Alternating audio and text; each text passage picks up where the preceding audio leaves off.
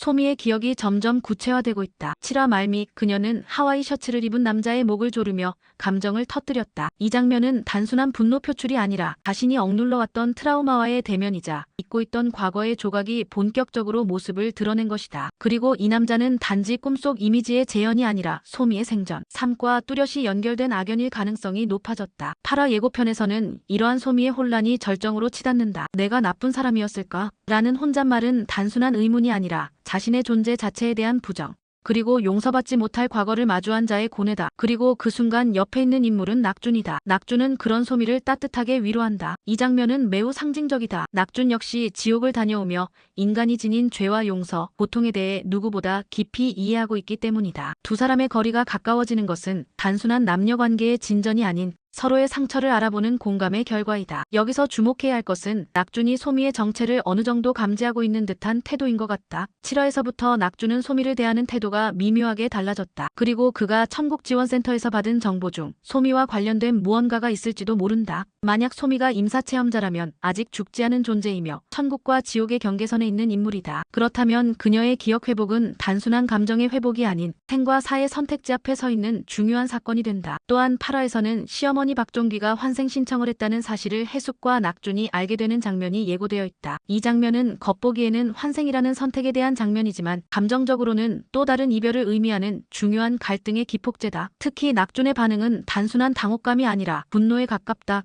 어머니가 아무런 상의도 없이 환생을 결정한 데 대한 서운함, 그리고 이제 막관계를 회복하려던 찰나에 다시 떠나야 한다는 상실감이 한꺼번에 밀려온다. 낙준은 말은 하지 않지만 감정을 억누르지 못하고 혼자 앉아있는 모습이 그려질 가능성이 크다. 해숙 역시 시어머니의 결정을 받아들이기 쉽지 않다. 살면서 수없이 충돌했던 존재지만 막상 다시 떠난다는 사실 앞에서는 복잡한 감정이 교차할 것이다. 해숙은 이 상황을 해방으로 받아들일지 아니면 또 다른 인연의 단절로 느낄지는 시청자에게 다양한 해석을 던져준다. 그리고 이 장면은 결국 우리가 얼마나 관계에 얽매여 살아가며 그 관계를 어떻게 정리해야 하는가에 대한 질문으로 확장된다. 8화에서는 이영애의 직진 플러팅도 한층 과감해진다. 센터장을 향한 그녀의 호감 표현은 이전보다 훨씬 적극적이며 코미디 요소로 작용하면서도 이 드라마의 주제인 죽어서도 지속되는 감정과 인연을 다시 한번 부각시킨다. 살아생전 못다한 감정, 표현하지 못했던 사랑을 천국에서 펼쳐보는 이 장면은 비극적인 죽음을 다루는 이야기 속에서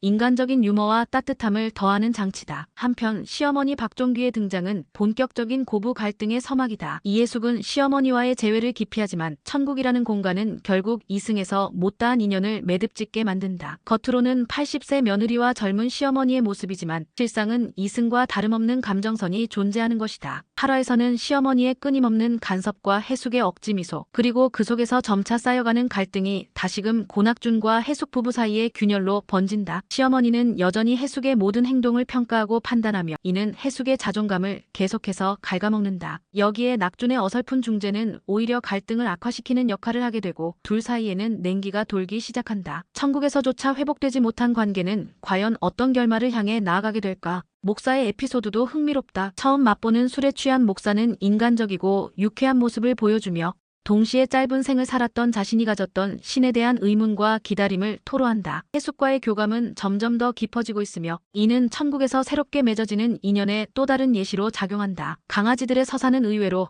많은 시청자들의 감정선을 건드린다. 민키가 주인의 편지를 받고 환생 게이트로 향하는 장면은 단순히 반려동물의 귀여움을 넘어 사랑받은 존재는 다시 태어날 자격이 있다는 메시지를 전한다. 그리고 이는 사람들에게도 똑같이 적용되는 교훈으로 이어진다. 살아생전 자신이 베풀었던 따뜻함과 사랑이 천국에서 어떻게 환원되는지를 보여주는 메타포인 셈이다. 결국 8화는 다음과 같은 축으로 전개될 것으로 보인다. 첫째, 소미의 기억 회복과 정체의 실마리 심화 하와이 셔츠 남자와의 악연 정체의 드러남. 둘째, 낙준과 소미의 감정선 진전. 단순 위로가 아닌 상처의 공유와 치유로서의 관계. 셋째, 시어머니의 환생 신청 낙준의 충격과 서운함, 가족 해체에 대한 갈등. 넷째, 이해숙과 시어머니 갈등의 본격화, 고부 갈등 부부 갈등으로 확장. 다섯째, 이영애와 센터장 간의 코믹 감정선 강화. 여섯째, 목사와 해숙 관계의 따뜻한 발전, 기다림과 돌봄의 의미 강조. 일곱 번째, 반려견 환생 서사 사랑의 순환 구조 제시. 무엇보다 주목해야 할 것은 이 드라마가 죽음 이후의 공간을 심판의 장소가 아닌 관계의 마무리와 재정의의 장소로 그린다는 점이다. 이승에서 맺었던 인연은 천국에서 다시 만나 새로운 의미를 찾고 오해는 풀리며 용서는 가능해진다. 그리고 그 중심에는 기억이라는 키워드가 자리하고 있다. 소미는 기억을 되찾음으로써